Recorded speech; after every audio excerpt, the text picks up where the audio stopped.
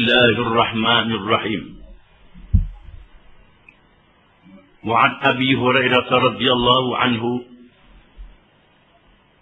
أن رسول الله صلى الله عليه وسلم قال: يعقد الشيطان على قافية رأس أحدكم إذا هو نام 3 عقد يضرب على كل عقدة: عليك ليل طويل فارقد، فإن استيقظ فذكر الله تعالى انحلت عقدة، فإن توضأ انحلت عقدة، فإن صلى انحلت عقدة كلها انحلت عقده كلها، فأصبح نشيطا طيب النفس، وإلا أصبح خبيث النفس كسلان. متفق عليه. Maksudnya dari Abi Hurairah radhiyallahu anhu bahawa Rasulullah sallallahu alaihi wasallam bersabda, syaitan mengikat di belakang kepala seseorang kamu apabila dia tidur dengan 3 ikatan. Tiap-tiap satu ikatan dinyatakan tidurlah panjang-panjang kerana malam masih panjang. Maka apabila dia terjaga, lalu dia berzikir menyebut Allah, terhurai 1 ikatan, terombok 1 ikatan. Maka apabila dia berwudu, terhurai 1 ikatan lagi.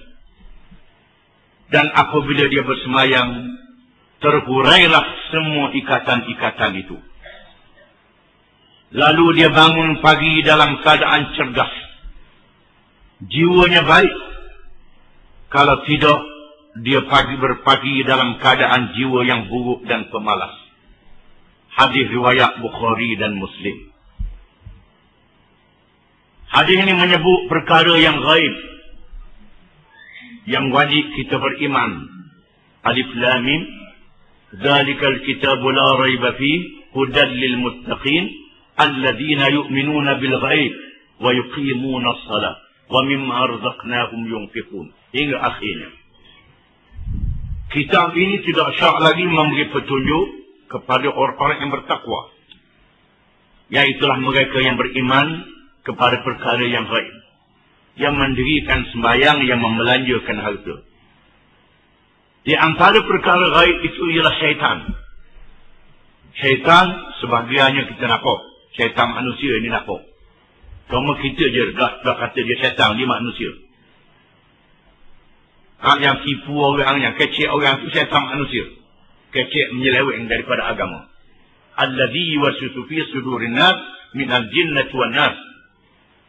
Yang memesongkan manusia, yang mengelirukan mereka, terdiri dari kalangan syaitan, jin dan manusia. Ini disebut dalam Quran. Yang masalahnya syaitan jin yang halus, yang kita tak nampak. Di sini disebut syaitan mengikat seseorang. Ikatan ini boleh dikatakan secara hakikat, secara hakikat yang sebenar, di mana syaitan terkenal dengan sihir. Mereka menyihir kita bila kita tidur, disihir dengan ikatannya. Ataupun dengan kinayah. Kinayah sindiran daripada tidur, berat nak bangun, di mana syaitan mengikat dengan 3 ikatan. Ikatan itu disimpul di belakang kepala kita, walaupun kita tak nampak. Ini dinyatakan oleh Nabi SAW. Bila bangun, kita sebut nama Allah. Bangun sebut nama Allah. Alhamdulillahilladzi ahyana ba'dama amatana wa ilaihin nusyur. Sebagaimana yang disebut dalam hadis.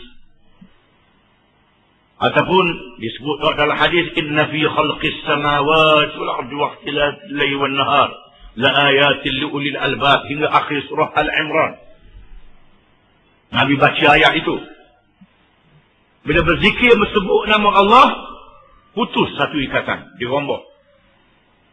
Bila dia bangun, dia ambil air semayang, rombok satu lagi. Dan bila dia semayang, semuanya dirombok. Setelah semuanya dirombok, maka Tuhan jadikan jiwa dia baik, menjadi cergas, kuat, dan menjadi seorang beriman yang rajin.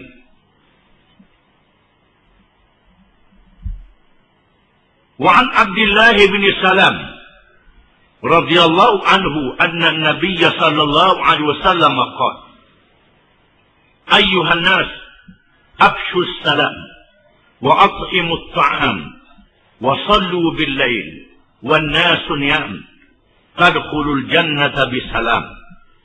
Rawahu at-Tirmidzi wa qala haditsun hasanun sahih. Dari Abdullah bin Salam radhiyallahu anhu bahawa Nabi SAW bersabda, wahai manusia, sebarkanlah salam, jamukan makanan, sembahyang di waktu malam ketika orang ramai tidur, nescaya kamu masuk syurga dengan selamat. Hadis riwayat Bukhari, dan katanya hadis ini hadis yang sahih, hasan dan sahih. Abdullah bin Salam ialah bekas ulama Yahudi, seorang alim Yahudi yang masuk Islam, yang istiharkan oleh Nabi SAW, dia ahli syurga. Dia ahli syurga. Nabi istihar dia ahli syurga. Disebut dalam kitab-kitab hadis, sahabat-sahabat yang budak-budak ataupun tabi'in yang tak sempat dengan sahabat, mendengar di kalangan sahabat berbual mengatakan, kalau nak tengok ahli syurga itu dia. Orang perak tunjukin ahli syurga. Nabi beritahu dia ahli syurga. Maka yang muda-muda ni ikut dia, nak tahu amalan dia apa. Bila budak muda-muda ikut dia kata ikut apa? Dia kata, orang kata ahli syurga. Dia marah dia. Marah. Dia marah. Rasulullah kata ahli syurga. Betul lah. Dan dia marah. Dia marah. Nak masuk syurga ni bukan mudah. Mesti ada ujian. Dan orang yang berjaya dalam ujian. Dia ni berjaya dalam ujian. Dia adalah pembesar dan orang alim Yahudi yang ditugaskan untuk berdebat dengan Nabi SAW. Bila bertemu, tengok tanda-tanda kerasulan, dan dia terus masuk Islam. Bila dia masuk Islam, banyak ujian yang menimpa dia. Dan memang dia ahli syurga. Di sini dia meriwayatkan hadis. Nabi beritahu kalau nak masuk syurga dengan selamat, kena amal perkara-perkara ini. Yang pertama, sebarkan salam. Yang kita suka memberi salam. Beri salam, berjumpa dengan orang dan kirim salam. Ini yang pertama. Yang kedua, menjamu makanan. Suka menjamu. Pemurah menjamu makanan. Terutamanya orang-orang miskin. Dan sembahyang di waktu malam. Ketika orang tidur. Ini payah ni. Ketika orang ramai tidur, membangun sembahyang. Nescaya kamu masuk surga dengan selamat. Kalau kamu boleh amal perkara-perkara ini. Hadis ini menunjukkan bahawa sembahyang tahajud sebahagian daripada perkara yang digalakkan oleh Nabi SAW. وعن أبي هريرة رضي الله عنه قال قال رسول الله صلى الله عليه وسلم أفضل الصيام بعد رمضان شهر الله المحرم وأفضل الصلاة بعد الفريضة صلاة الليل رواه مسلم. Dan dari Abi Hurairah radhiyallahu anhu, katanya sabda Rasulullah sallallahu alaihi wasallam, selebih-lebih puasa selepas Ramadan ialah puasa di bulan Muharram. Dan selebih-lebih sembahyang selepas sembahyang fardu ialah sembahyang malam, yakni sembahyang tahajud. Hadis riwayat Muslim. Hadis ini menunjukkan kelebihan puasa di bulan Muharram, terutamanya pada 9 dan 10 hari bulan Muharram, ataupun hari-hari yang lain di bulan Muharram. Di antara bulan yang lebih kita berpuasa ialah bulan Muharram.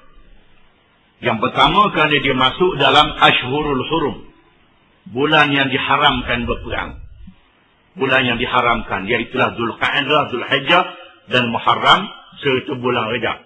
Ini bulan yang diharamkan berperang. Kita disunatkan kita berpuasa pada bulan yang diharamkan berperang. Kecuali kalau orang kafir serang, tak ke bulan apa, Muharram tak Muharram, kena gomor juga. Tak boleh. Tak boleh lock dia. Qatilul musyrikin kafatan kama yuqatilunakum kafatan. Perangi orang-orang musyrikin semuanya sebagaimana mereka kamu perangi semuanya. Dan itu ayat yang tegas menyatakan demikian. Di mana hadis yang kita baca ini menyatakan kelebihan sembahyang tahajud, dan sembahyang tahajud lebih afdal daripada sembahyang tarawih. Lebih afdal daripada sembahyang sunat yang lain. Iaitulah sembahyang yang lebih selepas sembahyang 5 waktu yang diwajibkan. Wa an Ibn Umar radhiyallahu anhuma anna an-nabiy sallallahu alaihi wasallam qala salatul laili masna masna fa idza khifta as-subha fa'utir bi wahidatin muttafaqun alaihi.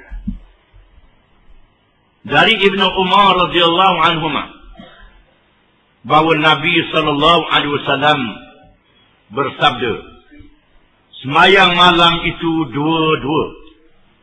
Maka apabila engkau bimbang masuk waktu subuh, sembahyang witir dengan 1 rakaat. Hadis riwayat Bukhari dan Muslim. Hadis ini menunjukkan bahawa lebih afdal kita sembahyang 2 rakaat. Nak buat 8 sekaligus pun boleh. Tetapi lebih afdal sembahyang 2 rakaat dan akhiri dengan 1 witir.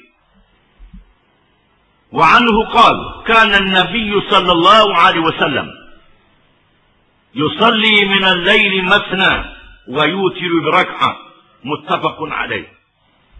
Dan daripada Abdullah bin Umar katanya adalah Nabi sallallahu alaihi wasallam bersembahyang malam 2 rakaat dan diwitirkan dengan 1 rakaat. Hadis riwayat Bukhari dan Muslim. Wa an Anas radhiyallahu anhu qala kana Rasulullah sallallahu alaihi wasallam yuftiru min ash-shahr hatta nazunna an la yasuma minhu wa yasumu hatta nazunna hatta la yuftira minhu shay'an. وكان لا تشاء أن تراه من الليل مصليا إلا رأيته ولا نائما إلا رأيته. رواه البخاري.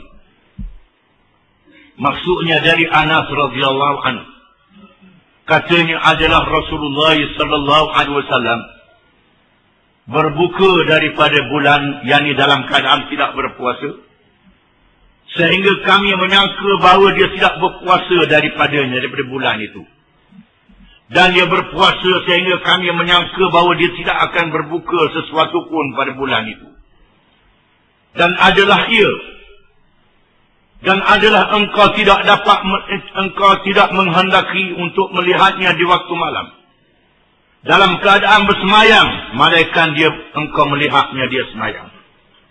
Dan engkau tidak mahu dia tidur, engkau lihat dia tidur. Hadis riwayat Bukhari. Hadis ini menunjukkan bahawa Nabi SAW orang yang banyak beribadat dan banyak bertahajud. Walaupun demikian, dia menunaikan hak diri dia. Ada masa dia tidur. Dan ada masa dia berpuasa. Dan ada masa dia berbuka. Dia tidak berpuasa selama-lama dan tidak tidur selama-lama. Tapi sembahyangnya bersungguh-sungguh. Sembahyang yang bersungguh-sungguh. Bukan sembahyang main-main. Wa an Aisyah radhiyallahu anha anna Rasulullah sallallahu alaihi wasallam kana yusalli 11 rak'atan ta'ni fil layli yasjudu as-sajdata min dhalika qadra ma yaqra'u ahadukum 50 ayah qabla an yarfa'a ra'sahu wa yarka'u rak'atayn qabla salati al-fajr ثم يطلع على شقه الأيمن hatta ya'tiyahul munadi lis-salah. Rawahul Bukhari. Maksudnya dari Aisyah radhiyallahu anha bahawa Rasulullah sallallahu alaihi wasallam adalah ia bersembahyang sebanyak 11 rakaat, yakni di waktu malam. Dia sujud dengan sujud daripada itu mengikut qadar yang dia baca, yang kamu baca 50 ayat. Kemudian dia mengangkat kepadanya dan dia rukuk. Dan dia semayang 2 rakaat. Dan dia semayang 2 rakaat sebelum semayang fajar. Kemudian dia berbaring di atas lambung yang kanan. Sehingga datang tukang bang melaungkan seruan untuk bersemayang. Hadis riwayat Bukhari.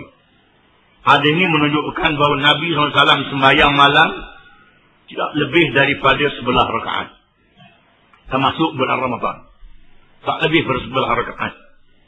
Dan dia sujud dengan qada 50 ayat. Lama dia sujud. 50 ayat. Lama dia sujud. Lepas qada 50 ayat, baru bangun daripada sujud. Dan dia semayang 2 rakaat sebelum semayang subuh. Dia semayang 2 rakaat, kemudian dia berjerenggeng, berehat. Bila dengar bang, baru dia bangun pergi ke masjid. Wa anha qala, ma kana Rasulullah sallallahu alaihi wasallam yazidu fi Ramadan wala fi ghairihi ala 11 rak'ah yusalli 4 fala tas'al an husnihinna wa tulihinna ثم يصلي 4 فلا تسأل عن حسنهن وطولهن ثم يصلي 3 فقلت يا رسول الله أتنام قبل أن توتر فقال يا عائشة إن عيني تنامان ولا ينام قلبي متفق عليه. Maksudnya, dan daripadanya daripada Aisyah radhiyallahu anha, isteri Nabi sallallahu alaihi wasallam, yang melihat amalan Nabi secara langsung. Oleh kerana itu dia menjadi tempat bertanya para sahabat, tempat bertanya ulama-ulama tabi'in, kerana dia sentiasa dengan Nabi di rumah. Aisyah mengatakan, adalah Rasulullah sallallahu alaihi wasallam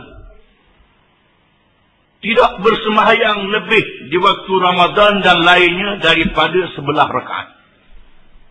Nabi tak sembahyang lebih pada 11 rakaat, termasuk bulan Ramadan. Kalau dia selama, kena takak.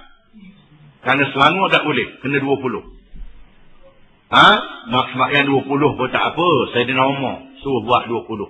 Tak jadi salah. Tak jadi salah. Cuma Nabi dia sembahyang tak lebih pada 11 rakaat, termasuk bulan Ramadan. Ini kata Aisyah radhiyallahu anha. Dia bersembahyang 4 rakaat, maka jangan engkau tanya baiknya dan panjangnya sembahyang dia.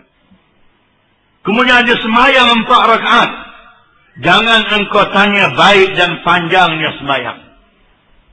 Kemudian dia bersembahyang 3 rakaat. Lalu aku berkata, wahai Rasulullah, adakah engkau tidur sebelum engkau witir? Maka sabdanya, wahai Aisyah, sesungguhnya kedua mataku tidur dan hati aku tidak tidur. Hadis riwayat Bukhari dan Muslim. Hadis ini menunjukkan bahawa yang pertama, Nabi SAW sembahyang tak lebih daripada 11 rakaat, termasuk di bulan Ramadan. Dan dia sembahyang 4-4, yakni 2-2 ataupun 4 rakaat. Lepas tu dia berhenti sekejap. Jangan tanya panjang dia dan molek sembahyang dia, kata Aisyah. Dia sembahyang dengan sempurna, tak boleh banding dengan orang lain. Dan panjang sembahyang dia tak boleh banding dengan orang lain. Dan dia akhiri dengan witir. Aisyah bertanya, kerana Rasulullah tidur dulu. Dan Aisyah kata, mengapa tak semayang dulu baru tidur? Nanti terlajak. Jadi kata Rasulullah, aku Tuhan jadikan aku masa dia tidur, aku tak tidur. Ini ialah keistimewaan yang diberi kepada Nabi-Nabi dan Rasul-Rasul alaihi wassalatu wassalam. Tidak kepada orang lain. Rasul-Rasul, masa dia tidur, hati dia tak tidur walaupun masa tidur. Masa jaga pun hati jaga, masa tidur pun hati jaga. Kita kalau dah tidur, tidur habis. Bukan saja mata, habis tidur semua. Tak sedar. Oleh kerana itulah mimpi Rasul adalah wahyu. Mimpi kita bercampur-campur. Karuk pun ada, ilham daripada Allah Ta'ala pun ada. Bercampur-campur. Rasul-Rasul, mimpi adalah wahyu daripada Allah. Oleh kerana itulah Nabi Ibrahim, bila dia bermimpi supaya sembelih anak, dia nak sembelih. Nak sembelih sungguh. Itu arahan daripada Allah Ta'ala. Mimpi seorang Rasul adalah wahyu daripada Allah. Orang lain tidak begitu. Ini keistimewaan. Walaupun dia tidur, malam dia mesti bangun. Bila sampai masa nak bangun. وعنها أن النبي صلى الله عليه وسلم كان ينام أول الليل ويقوم آخره فيصلي متفق عليه. Dan daripadanya daripada Aisyah radhiyallahu anha bahawa Nabi sallallahu alaihi wasallam keadaannya tidur di awal malam dan bangun di akhirnya untuk bersemayam. Hadis riwayat Bukhari dan Muslim. Wallahu a'lam.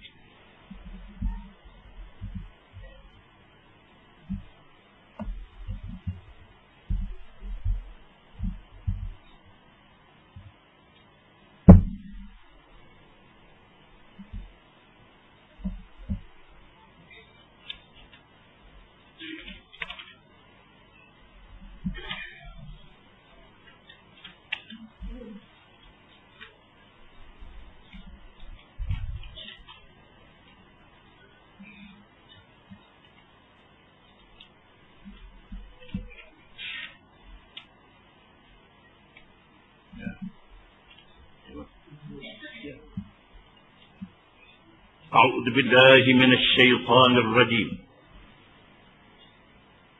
والذين يجتنبون كبائر الإثم والفواحش وإذا ما غضبوا هم يغفرون والذين استجابوا لربهم وأقاموا الصلاة وأمرهم شورى بينهم ومما رزقناهم ينفقون والذين إذا أصابهم البغي هم ينتصرون وجزاء سيئة سيئة مثلها فمن عفا وأصلح فأجره على الله إنه لا يحب الظالمين ولمن انتصر بعد ظلمه فأولئك ما عليهم من سبيل إنما السبيل على الذين يظلمون الناس ويبغون في الأرض بغير الحق أولئك لهم عذاب أليم ولمن صبر وغفر إن ذلك لمن عزم الأمور.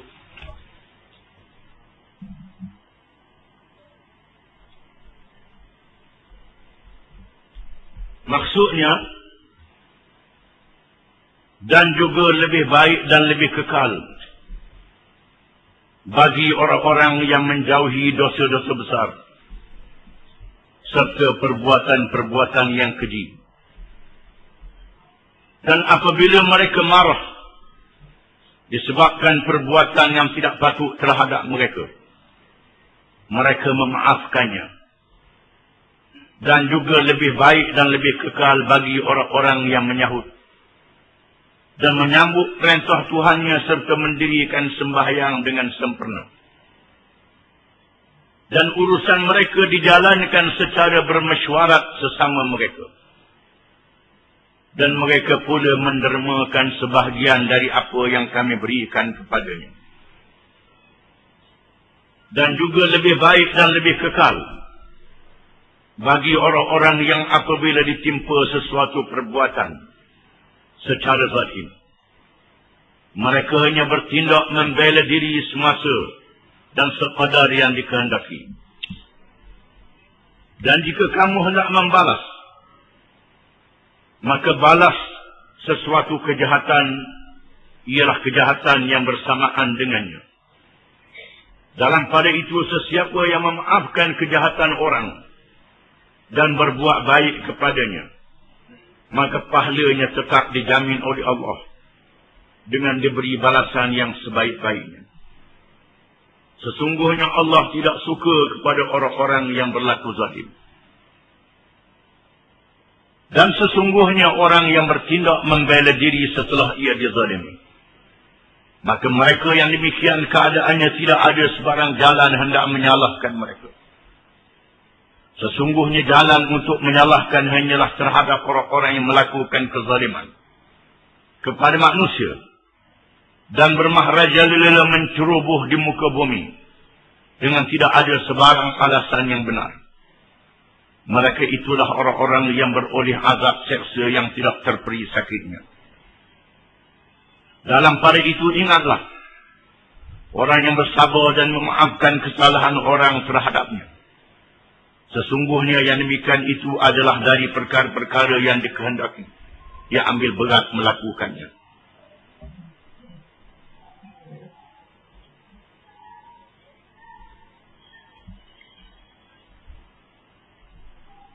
Ayat yang kita baca ini menyatakan sifat orang-orang yang beriman, yang dikurniakan oleh Allah kebaikan dunia dan kebaikan akhirat yang kekal abadi.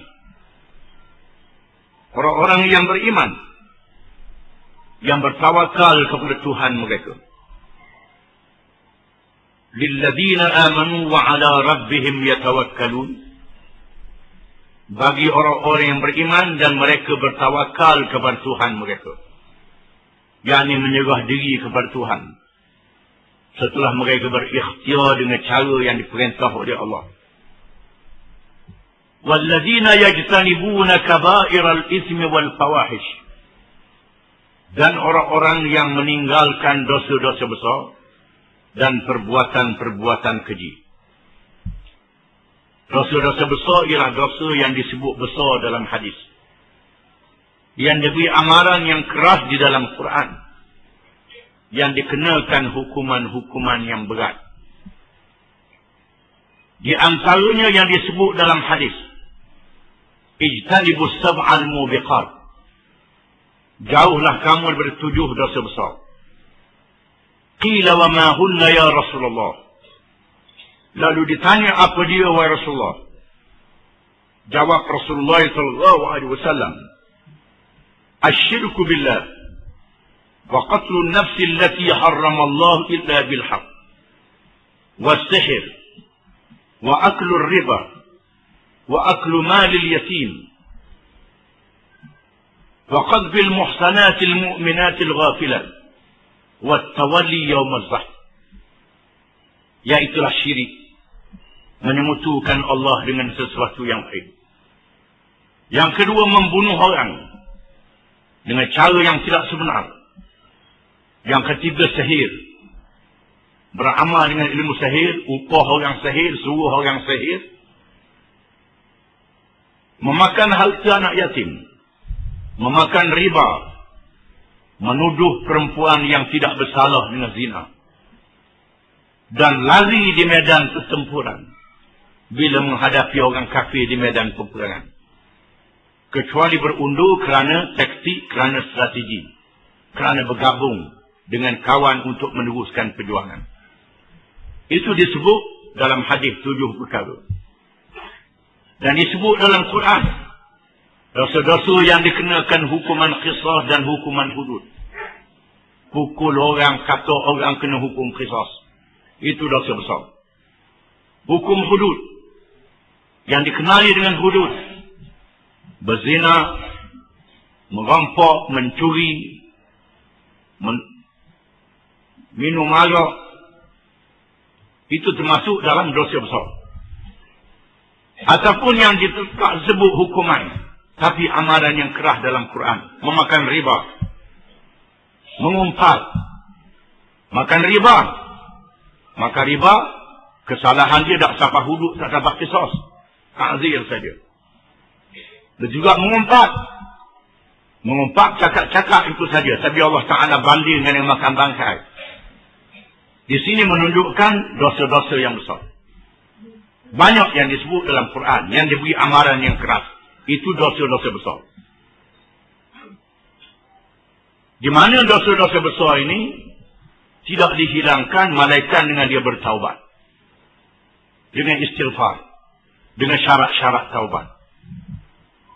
Ataupun dikenakan hukuman di atas dunia. Maka hilang dosanya. Tak dihukum lagi di akhirat. Adapun dosa-dosa yang kecil. Hilang dengan ibadat. Innal hasanati yuzhibna sayyiat. Sesungguhnya amalan-amalan yang baik menghilangkan kesalahan-kesalahan yang kecil. Seperti dosa dalam masa setahun. Hilang dengan puasa Ramadan. Dosa dalam masa seminggu. Hilang dengan sembahyang, dengan Jumaat. Dosa dalam dibuat di waktu hari-hari. Hilang dengan sembahyang 5 waktu. Ada dosa yang hilang dengan wudu. Ada dosa yang hilang dengan sedekah. Macam-macam. Itu dosa-dosa kecil. Dosa-dosa besar, mestilah beristighfar, bertaubat. Di antara sifat orang-orang yang beriman, yang mendapat kebaikan dunia daripada Allah, dan mendapat kebaikan akhirat yang kekal abadi, ialah mereka yang menjauhkan diri daripada dosa besar, wal fawahish, dan yang keji. Yang keji ini ialah dosa besar yang khusus. Seperti membunuh orang, pukul orang, kata orang berzina. Bukan saja besar, fawahish. Besar, lagi keji pula. Dosanya besar dan amat keji. Dia beri amaran yang sangat keras oleh Allah Subhanahu wa ta'ala. Di mana orang-orang yang beriman hendaklah menjauhkan diri daripada dosa besar dan yang keji itu. Wa idza ma ghadibu hum yaghfirun. Dan apabila mereka marah, mereka mengampunkan. Tengah-tengah marah boleh mengampunkan orang. Setengah ulama mengatakan sebab turun ayat ini ialah Sayyidina Umar bin Al-Khattab radhiyallahu anhu. Bila dia dimaki oleh orang, Sayyidina Umar dapat menahan kemarahannya. Walaupun dia seorang yang terkenal dengan bengis, dia dapat menahan kemarahannya. Di mana orang yang hebat ialah orang yang dapat menahan kemarahan. Disebut dalam hadis, laisa syadidu bisur'ah, wa innama syadidu man yamliku nafsahu indal ghadab. Bukanlah seorang yang hebat pahlawan, orang yang cepat bertindak. Orang yang hebat ialah orang yang dapat menahan diri ketika marah. Itu orang yang paling hebat. Ketika marah, dia dapat mengawal diri dia. Setengah ulama mengatakan ayat ini diturunkan bersama Abu Bakar As-Siddiq radhiyallahu anhu. Apabila dia membelanjakan hartanya, habis hartanya dibelanjakan fi sabilillah. Masa di Mekah dan masa di Madinah. Abu Bakar seorang yang kaya sehingga jadi miskin. Kerana hartanya dibelanjakan untuk memerdekakan hamba-hamba yang diseksa di Mekah. Seperti Bilal dan lain-lain. Di mana tindakan dia menghabiskan harta dianggap suatu perkara yang tak baik oleh orang yang beriman, yang lemah iman, yang tak faham, dan dianggap suatu perkara yang sangat buruk oleh orang kafir musyrikin masa di Mekah. Dia tak tahu, walaupun orang kata apa pada dia. Sayyidina Ali mengatakan ayat ini perkara ini berkait dengan Abu Bakar. Kata Sayyidina Ali karramallahu wajhah, Ijtam'a li Abi Bakrin malu marrah. Ijtam'a li Abi Bakrin malun marratan fatasaddaqa bihi kulli fi sabilil khair. Qalamahu al-muslimun wa khatta'ahu al-kafirun. Satu hari, Abu Bakar mendapat harta yang banyak. Lalu dibelanjakan semuanya untuk jalan kebaikan. Lalu orang Islam mencelanya. Dan orang kafir menganggapnya satu kesalahan. Dan Abu Bakar tak kata apa. Lalu Allah menurunkan ayat yang dibaca ini, memuji Abu Bakar As-Siddiq radhiyallahu anhu. Walaupun sebabnya kepada Abu Bakar ataupun Umar, pengajarannya kepada umum. Kerana kaedah tafsir, al-ibratu bi'umumil lafzi la bi khususis sabab. Pengajaran diambil daripada lafaz yang umum, bukan sebab yang khusus. Pengajarannya kepada seluruh orang yang beriman, yang sifatnya begitu. Sesungguhnya Allah Ta'ala menyebut lagi sifat orang yang beriman. وَالَّذِينَ اسْتَجَابُوا لِرَبِّهِمْ وَأَقَامُوا الصَّلَاةَ وَأَمْرُهُمْ شُورَى بَيْنَهُمْ. Dan orang-orang yang menyahut seruan Tuhan mereka. Yang pertama-tama ialah golongan Ansar, penduduk Madinah, yang menyahut seruan Nabi SAW. Mereka menghantar 12 orang pemimpin mereka sebelum hijrah. Apabila Nabi SAW berada di peringkat akhir marhalah Makkiyah, peringkat Mekah, berdakwah di Mekah setelah 13 tahun, maka Allah Ta'ala menyuruh Nabi SAW mencari tapak, mencari bumi untuk didirikan negara Islam. Maka Nabi bertemu dengan kabilah-kabilah Arab, yakni pemimpin mereka yang datang ke Mekah di musim haji. Kerana ibadat haji adalah amalan orang Arab sejak zaman dulu, sejak diasaskan oleh Nabi Ibrahim AS. Bahkan setengah ulama mengatakan Nabi Adam orang yang pertama mengerjakan haji di Mekah. Ada ulama mengatakan demikian. Sebelum dari Nabi Ibrahim, Ibrahim mendirikan Kaabah. Di mana ibadat haji menjadi amalan di zaman Islam dan di zaman jahiliah. Mereka menyembah berhala, tapi haji tetap haji. Mereka merampok sampai masa haji pergi ke Mekah. Ini amalan mereka. Mereka berhimpun di musim haji. Lalu Nabi SAW mencari pemimpin-pemimpin Arab. Ajak mereka masuk Islam, menolong Islam, dan membenarkan hijrah ke negeri mereka. Allah Ta'ala menjanjikan kemenangan. Kebanyakan kabilah Arab tak sanggup. Bani Amir tak bersedia kerana takut. Tak ada jaminan keuangan, jaminan kebendaan tak ada. Bani Syaiban setuju dengan Islam, tapi nak terima Nabi hijrah tak berani. Takut pada kuasa besar dunia. Akhirnya orang Madinah sanggup berhijrah. Dan Allah Ta'ala memuji orang Madinah. وَالَّذِينَ اسْتَجَابُوا لِرَبِّهِمْ. Dan orang-orang yang menyahut seruan Tuhan mereka. Bersama dengan Nabi SAW. Bersedia untuk berjihad. Dengan harta benda mereka, jiwa raga mereka, anak isteri mereka. Berkorban untuk dimatikan. Bagi memenangkan Islam.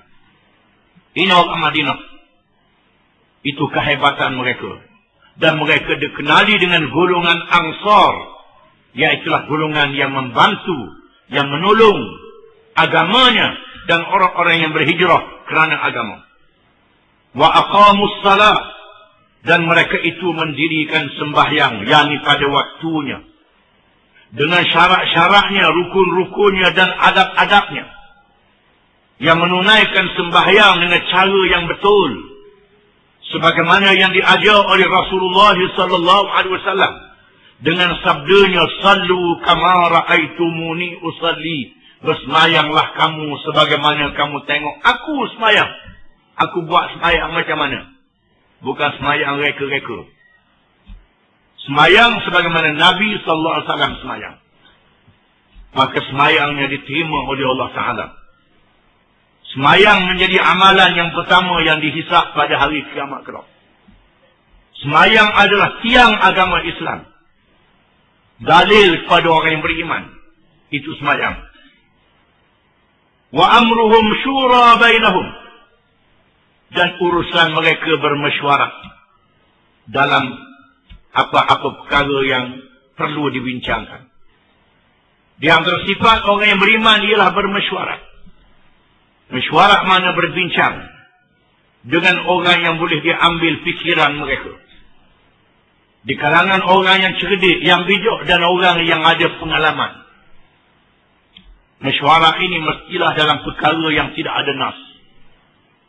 Dalam perkara yang ada nas tak boleh mesyuarat. Nak batalkan nas tak boleh. Umpamanya arak dah haram buat. Judi dah haram. Tak boleh mesyuarat nak halalkan arak, itu tak boleh. Macam mana nak jadi halal, itu tak boleh. Itu keputusan daripada Allah Ta'ala. Macam mana nak suruh halal judi, itu tak boleh. Kalau mesyuarat macam mana nak hapus arak, macam mana nak hapus judi, itu tak apa. Ini macam mana nak jadi halal, itu tak boleh. Macam parlimen manusia hari ini, buat parlimen atau wakil. Kemudian bahas undang-undang judi yang diharamkan. Setuju akak tangan. Boleh dosa sama lah. Itu dia. Di mana Allah Ta'ala membenarkan mesyuarat dalam perkara yang tidak ada nas. Dalam perkara yang ada nas, tak boleh mesyuarat. Di mana Nabi bermesyuarat dengan sahabat-sahabatnya. Bermesyuarat sama ada mengambil keputusan majoriti ataupun mengambil keputusan yang terbijak. Bukan mesti majoriti. Ini cara mesyuarat. Bukan mesti suara ramai. Umpamanya dalam nak keluar peperangan Uhud, Nabi melihat majoriti, golongan muda. Kebanyakan orang bersetuju keluar ke Uhud. Kerana mereka yang terlibat dengan peperangan. Dan pandangan itu lebih baik. Adapun peperangan Badar, Nabi menerima pandangan seorang sahabat. Seorang sahabat saja beri pandangan. Nabi terima pandangan dia. Walaupun dia seorang, kerana pandangan dia lebih. Apabila Nabi memilih satu tempat untuk mendirikan markas tentera, markas operasi, markas gerakan peperangan Badar. Lalu sahabat itu berkata, "Ya Rasulullah, saya biasa di sini. Saya orang biasa di sini, wahai Rasulullah. Di Badar ni ada 3 curung, ada 3 matahari. Kalau Rasulullah buat markah di sini tak boleh. Kerana buat markah di sini di hadapan kita ada 3 curung. Kita boleh ambil air, musuh boleh ambil air. Pada pandangan saya, kita maju ke depan lagi biar curung duduk belakang kita. Kita boleh air, musuh tak boleh air, biar musuh berlapar." Rasulullah terima pandangan dia. Ini satu pandangan yang baik. Untuk sekat bekalan musuh. Walaupun pandangan dia seorang. Dalam peperangan Ahzab, Rasulullah SAW menerima pandangan Salmanul Farisi radhiyallahu anhu. Yang kita sebut tiap-tiap hari raya, wahazamal ahzaba wahdah. Wahazamal ahzaba wahdah. Sebut semua. Apa dia Ahzab? Iaitulah apabila pemimpin-pemimpin ahli kitab, ulama-ulama ahli kitab, orang alim ahli kitab yang tahu berkenaan dengan Nabi SAW, bila mereka tak makan cekok nak lawan Nabi, tak banyak nak lawan, Islam sudah kuat, lalu mereka senyap-senyap pergi ke Mekah, bertemu dengan pemimpin-pemimpin Mekah. Apabila pemimpin Mekah tengok puak-puak ulama ahli kitab ni, puak-puak ustaz, orang alim yang tahu kitab ni mari, lalu mereka pun pergi tanya, antara perkelahian kami dengan Muhammad mana betul? Kami betul ke Muhammad betul? Sebab mu ni ahli kitab. Lalu mereka kata, mu lah yang betul, Muhammad salah. Itu sanggup. Sanggup mereka katakan demikian. Haulai ahda minal ladina amanu sabila. Orang musyrikin lebih betul daripada orang yang beriman. Ini kerana dia ahli kitab, memberi semangat. Maka Abu Sufyan mengerahkan Ghatafan, Bani Bakar dan berbagai bani kabilah-kabilah dikumpulkan untuk ditubuhkan satu pasukan Ahzab, pasukan barisan bersekutu yang terdiri dari macam-macam puak sekaligus untuk hapuskan Madinah, hapuskan Islam. Jumlahnya 10,000. Macam mana nak lawan 10,000? Orang Islam tak dapat 10,000. Orang Islam, lelaki, perempuan, kanak-kanak, orang buta, orang tepok, orang sakit, cakur semua tak dapat 10,000. Macam mana nak lawan 10,000? Lalu Nabi bermesyuarat dengan sahabat-sahabat. Lalu Salmanul Farisi, yang berasal dari negeri Parsi, kuasa besar dunia. Kata Salman, wahai Rasulullah, kami orang-orang Parsi, bila kami berdepan dengan musuh yang ramai, musuh yang banyak, kami gali parit sebagai benteng pertahanan, gali kubu. Digali kubu, gali parit yang luas, tak lepas kuda lompat dan bertahan melalui parit. Ini cara pertahanan bila musuh lebih besar. Lalu pandangan Salmanul Farisi diterima oleh Nabi SAW. Walaupun suara majoritinya tak erti apa. Bukan mesti majoriti itu betul. Ini makna mesyuarat. Mesyuarat ni bukan kira setuju akad tangan saja. Akad tangan ni satu. Yang keduanya, hujah lebih kuat. Kadang-kadang akad tangan. Kadang-kadang hujah lebih kuat. Ini dua perkara yang mesti diamalkan. Yang lebih kuat hujahnya. Ataupun mesyuarat bila tak berjumpa dengan nas. Apabila Nabi SAW wafat, Nabi tak ada, Abu Bakar jadi ketua negara. Bertemu ayat Quran, bertemu hadis Nabi, tahu hukum. Bila mari masalah baru, Abu Bakar membucak dalam masjid, bermesyuarat. Kerah sahabat-sahabat di kalangan Muhajirin dan Ansar. Sekarang kita ada masalah. Ada masalah, adakah di kalangan kamu yang hafal Quran? Ada ayat dalam perkara ini. Adakah di kalangan kamu yang hafal hadis? Ingat hadisnya. Sila. Kalau tak ada, maka dipilih mana hujah yang lebih kuat. Dalam perkara yang tidak ada nas. Zaman Sayyidina Umar, bila negara Islam sudah berkembang, kalau dulu berperang mengalahkan musuh, ambil barang musuh, jadikan ghanimah. Boleh pindah, boleh dialih. Zaman Sayyidina Umar, Parsi dijatuhkan, Rom dijatuhkan. Ladang beratus-ratus ribu juta ekar ladang. Yang luas, tuannya sudah mati di medan perang. Macam mana nak buat ladang itu? Macam mana nak buat? Tanahnya subur. Dalam Quran tak ada, dalam hadis tak ada macam mana nak buat. Lalu Sayyidina Umar bermesyuarat dengan sahabat-sahabat. Mesyuarat akhirnya setuju. Tanah ni ada yang diberi kepada petani-petani. Petani-petani di Rom dan Parsi yang selama ini tak ada hak untuk milik tanah. Maka diberi tanah kepada mereka. Sebahagiannya boleh kepada orang yang tertentu. Di kalangan sahabat mengatakan ini dok, kami nak semua, kami yang berperang. Nak ambil habis juta-juta ekar tu hak dia belaka. Sayyidina Umar kata tak boleh. Tak boleh, Sayyidina Umar kata. Orang kemudian nak darah apa? Orang kemudian nak kerja apa? Anak cucu didik, dia nak kerja apa? Kan anak Sayyidina Umar. Tak boleh. Apa nama sahabat joti ekar seorang? Sayyidina Umar tidak membenarkan. Maka dalam mesyuarat itu diputuskan ardul usyur. Dibahagikan bumi-bumi kepada petani-petani. Ini mesyuarat. Cara mesyuarat dibahagikan. Kemudian orang Islam dikenakan zakat pertanian. Dikenakan zakat pertanian, hasil pertanian dia. Orang yang bukan Islam dikenakan kharaj daripada hasil pertanian juga. Orang Islam ada zakat. Orang bukan Islam kena kharaj. Orang Islam kena zakat perniagaan. Orang bukan Islam kena usyur. Iaitulah cukai perniagaan. Orang Islam kena zakat. Orang bukan Islam kena usyur. Kita ambil orang Islam kena zakat. Orang Islam kena cukai. Orang kafir kena cukai. Zakat tak kena. Itu undang-undang pelawak. Peraturan pelawak. Ini kerana pemerintah tak ikut hukum Islam. Kena faham, ini cara pemerintahan Islam.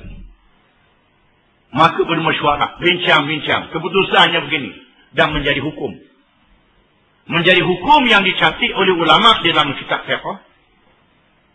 Di zaman Harun al-Rashid, Khalifah Harun al-Rashid memerintah Al-Qadi Abu Yusuf, yang itulah murid Abu Hanifah, seorang alim yang mujtahid, supaya mengarang sebuah kitab yang berkait dengan hasil negeri. Maka Abu Yusuf mengarang kitab Al-Kharaj, iaitulah kitab fiqh khusus berkenaan dengan keuangan, yang dikarang di zaman kerajaan Abbasiyah. Kitab Kharaj karangan Abu Yusuf, Al-Qadi Abu Yusuf. Kitab Al-Kharaj karangan Yahya bin Adam. Kitab Al-Amwal karangan Abu Ubaid, yang menerangkan berkenaan hukum syarak yang berkait dengan keputusan para sahabat dan ulama-ulama tabi'in. Ini dia hukum Islam, berpandukan kepada syura, mesyuarat. Di mana orang Eropah, orang kafir tak tahu mesyuarat. Tak reti orang kafir masa tu, tak reti apa. Mereka fahamnya demokrasi. Demokrasi diambil dari Rom, daripada Greek. Orang Greek, mula-mula orang Greek. Satu Rom ada sikit mengamalkan demokrasi. Orang Greek asalnya demokrasi ini. Dia kerah pemimpin-pemimpin masyarakat. Dikerahnya pemimpin masyarakat, penglima-penglima, orang besar, orang bangsawan, orang yang ada pengaruh, dihimpun dalam kota, dalam stadium. Maka dibuat pemilihan yang berkait dengan urusan peperangan, yang berkait urusan pemerintahan. Maka lahirlah fahaman demokrasi, yakni kuasa orang ramai, kuasa rakyat. Demokrasi, demokratia, kuasa orang ramai, kuasa pemerintahan yang diberi kepada orang ramai.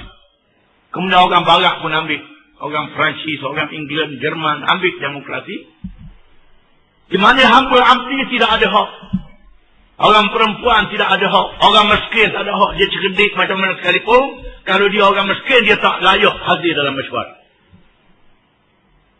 Orang perempuan dia bijak macam mana pun, tak ada hak dia hadir dalam mesyuarat. Islam tidak. Islam tidak. Tak ke siapa dia. Kalau pandangan dia berenah, dia terima pandangan dia.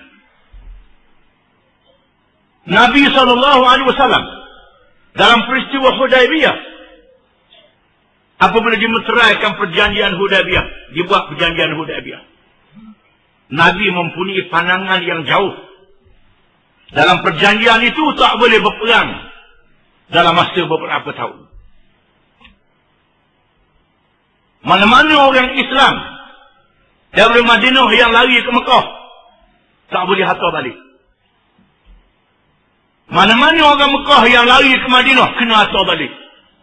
Kena hantar balik. Ini perjanjian Hudaybiyah. Tak boleh serang menyerang di antara satu sama lain. Dan orang Islam yang pakai ihram pada tahun ini tak dibenarkan masuk umrah. Umrah kena tahun depan. Ihram tak pakai dah. Perjanjian ni berat sebelah. Lalu Nabi berpandangan yang penting mereka terima perjanjian. Bila mereka terima perjanjian, mengikut politik. Mengikut politik. Ini politik yang dipahami oleh Nabi SAW. Bermakna pemimpin Mekah mengiktiraf Madinah adalah sebuah kerajaan. Yang kedua, kalau orang Islam Madinah lari ke Mekah, ini orang murtad. Dia lari gila, buat ambil berat dia. Dia lari. Dia nak lari. Dia nak lari. Ini dalam masa gencatan senjata.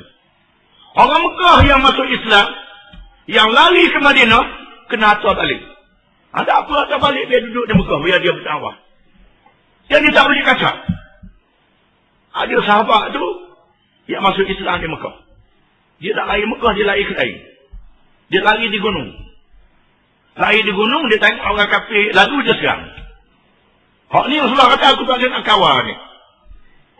Itu hal dia lah dalam perjanjian tu, kalau dia tak boleh balik ke Madinah. Tapi ada cerdik, dia lari tempat lain. Tak pergi ke Madinah. Perjanjian ni berat sebelah.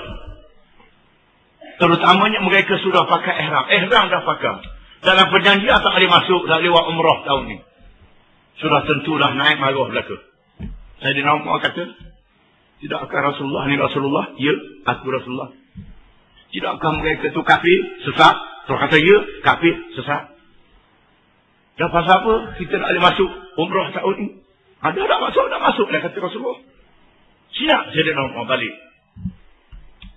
Kalau Sayyidina Umar pergi pandangan begitu, maka sudah tentulah orang lain lagi. Abu Bakar pun tak kata apa. Abu Bakar dia terima je. Macam mana nak buat? Nabi suruh tahallul. Wa in uhsirtum famastaysara minal had. Ayat Quran mengatakan, jika sekiranya kamu ditahan, bila kamu buat haji, buat umrah, sudah pakai ihram, siapa dia jujur kena tahan. Ataupun kerana peperangan, tak boleh nak pergi. Nak masuk tak boleh. Macam mana nak buat? Maka tak boleh pakai pakaian ihram begitu saja, tak boleh. Apakah saling, tak boleh. Ada hukum dia. Hendaklah dia sembelih binatang dam. Sembelih binatang, lepas tu barulah gunting rambut ataupun cukur kepala ataupun gunting, baru boleh pakai ihram. Ini hukum dia. Jangan boleh pakai ikut suka. Ini hukum syarak. Walaupun tak pergi ke Mekah. Bila sudah pakai ihram, tak boleh buang. Mereka kena tahallul. Ini cara dia. Rasulullah suruh buat tahallul. Suruh tahallul. Suruh cukur ataupun gunting, baru boleh buang pakaian. Sembelih binatang ternakan. Ada tahu dia. Masing-masing tak tahu. Akhirnya kata Ummu Salamah radhiyallahu anha. Ummu Salamah. Kata Ummu Salamah, ya Rasulullah. Isteri Rasulullah Ummu Salamah. Ya Rasulullah. Rasulullah buat jangan berdoa kerja. Jangan berdoa ke orang ramai. Rasulullah tahallul. Rasulullah pun keluar dan terus cukur kepala, buang pakaian ihram, habis pakai ikut mereka. Ini pandangan seorang perempuan. Pandangan seorang perempuan. Di mana orang putih, orang Perancis, orang Barat mereka tak kenal. Walaupun mereka kata kononnya orang Islam ni buat uduh ke orang puang. Ini karut. Mereka tuduh, mereka tak reti buta kayu, mereka tak reti apa. Islam yang mengajak mereka. Cuma mereka tak mahu masuk Islam saja. Zaman Sayyidina Umar. Sayyidina Umar tengok mas kahwin selalu mahal. Menyebabkan payah orang muda nak berkahwin. Payah nak berkahwin. Sayyidina Umar pun bangun di masjid. Minta supaya jangan meletakkan harga yang terlalu mahal. Kata Sayyidina Umar. Bangun seorang perempuan, ya Amirul Mukminin. Adakah Amirul Mukminin tidak mendengar firman Allah Ta'ala? Dibacanya ayat Quran dalam suratul Nisa. Ini hak orang perempuan nak speaker mah ke? Anak banyak mana? Itu masalah kepahaman. Memang tak digalakkan sehingga siapa tak kahwin, berlakunya maksiat. Ini masalah kepahaman. Bukan ditetapkan. Kepahaman yang diberi pada orang ramai. Bukan cara begitu. Bila perempuan tu kata Sayyidina Umar, asabatil mar'ah wa akhta'a Umar. Perempuan betul. Sayyidina Umar salah. Kata Sayyidina Umar. Ini ketua negara. Ketua negara. Ini syura dalam Islam. Wa amruhum syura bainahum. Dan urusan mereka adalah mesyuarat sesama mereka. Di mana orang putih, dia tak tahu, dia kata demokrasi. Demokrasi ni mesyuarat lah. Mesyuarat macam mana? Dia tak erti. Akhirnya bila berlaku perang salib, berlaku mereka berniaga di negeri orang Islam. Masuk ke Spanyol, masuk ke Andalus. Mereka tengok orang Islam maju dalam memecah ilmu falak, ilmu perubatan, ilmu pertanian, ilmu geografi. Orang Islam boleh buat peta dunia. Buat peta. Orang kafir tak tahu apa. Mereka mengaji kitab-kitab Islam. Di antaranya kitab-kitab fiqh. Mereka mengaji, mereka tak masuk Islam. Mereka ambil daripada kitab fiqh Islam ni, sebahagiannya masuk dalam ilmu undang-undang dia. Cumanya dia tak ambil. Akidahnya tak ambil, akhlaknya tak ambil. Ini pengaruh Islam di dalam tamadun barat. pengaruh Islam dalam Tamdun Barat. Oleh kerana itulah Bernard Shaw, seorang ahli falsafah British yang terkenal, mengatakan dia tidak mustahil akan berlaku di satu hari nanti England akan dikuasai oleh Islam. Ada kenyataan dia. Orang Islam akan kuasai England. Ini akan berlaku. Ini kenyataan. Ahli falsafah dia mengatakan demikian. Walaupun dia tak masuk Islam, wallahualam. Dia masuk Islam senak-senak, kita tak tahu. Ini wallahualam. Ahli fikir dia. Ini ambil daripada ilmu orang Islam. Orang Islam melibatkan perempuan Muslimat dalam Bai'atul Aqabah di zaman Nabi SAW tahun 600 Masehi. Tahun 600 Masehi. Negara Barat melibatkan dalam amalan demokrasi dia orang perempuan boleh mengundi dan boleh memberi suara di sebuah bandar di Amerika, bandar Wyoming, tahun 1800. Lebih kurang 200 tahun yang lalu. Baru dia reti apa dia mesyuaratnya. Apa dia? Di sini menandakan bahawa kita orang Islam ni adalah orang yang berada dalam cahaya. Cuma kita kerja mata dalam cahaya. Ataupun tidur dalam cahaya. Kita tidur dalam cahaya yang diberi oleh Allah Subhanahu wa ta'ala. Ada orang putih, dia ambil cahaya tapi dia buta mata hati dia. Ini dua keadaan yang bertarung, yang berlawanan. Oleh kerana itulah, ada ulama-ulama dalam dunia Islam hari ini mengajak dunia Barat supaya berdialog, supaya berbincang. Jangan kita berperang, mari kita bincang. Ya ahlal kitab, ta'alau ila kalimatin sawa'im bainana wa bainakum alla na'budu illallah. Wahai ahli kitab, mari kepada kalimah yang sama di antara kami dan kamu. Di sana ada perkara sama, mari kita bincang. Mari kita dialog. Oleh kerana itulah Presiden Iran Ahmadinejad dia minta supaya dia berdebat dengan Bush. Bush tak mau. Tahu dah halau. Dia tahu dah kalah. Mari berdebat. Universiti di Amerika jemput dia untuk berdialog. Dia hadir dalam majlis. Dia hadir dalam majlis, orang kata ke Islam macam-macam. Serang Islam. Serang ke Iran. Serang ke Islam. Serang apa? Dijawab balik dia. Kami di negeri kami, bila ada tetamu, kami hormat ke tetamu. Kamu rupanya maki ke tetamu. Itu mukadimah dia. Kena saya pukulan. Mula-mula mukadimah kena pukul dah. Ini Islam hujah yang kuat. Dalam tahun 70-an, berbahah antara Islam dengan dunia Barat. Tahun 70-an, berlaku satu perdebatan antara Islam dengan Barat. Dianjurkan oleh Raja Faisal, Raja Arab Saudi. Ketua-ketua jabatan pengajian undang-undang, pengajian pendidikan, pengajian sosiologi, daripada Jerman, daripada Belanda, daripada England, daripada Perancis, panggil orang Islam untuk berdialog. Maka orang Islam melalui Raja Faisal di masa itu, Allahyarham, menghantar wakil. Berdebat, berhujah. Berdialog dengan orang bukan Islam. Maka berlaku dialog 2-3 kali. Dibuat di Vatican City. Bandar Kristian, Katolik.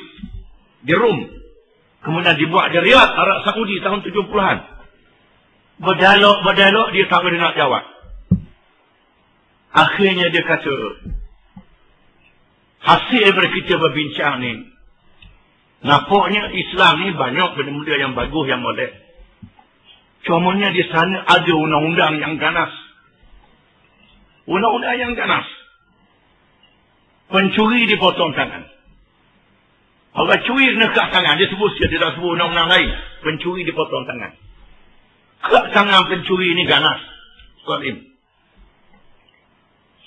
Akhirnya bangun wakil daripada Islam, iaitulah Dr. Ma'ruf Ad-Dawalibi daripada Syria.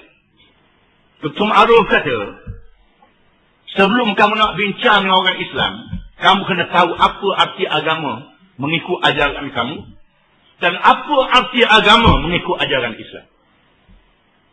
Dr. Ma'ruf kata perkataan agama mengikut ajaran kamu ensiklopedia yang dikarang oleh orang-orang Barat. dalam bahasa Inggeris, dalam bahasa Perancis, dalam bahasa Jerman. Agama ni tak ada kena-mengena dengan masalah-masalah kehidupan, masalah politik, masalah ekonomi, tak ada. Kami orang Islam, Quran mengajar, agama ni semua sekali. Semua sekali.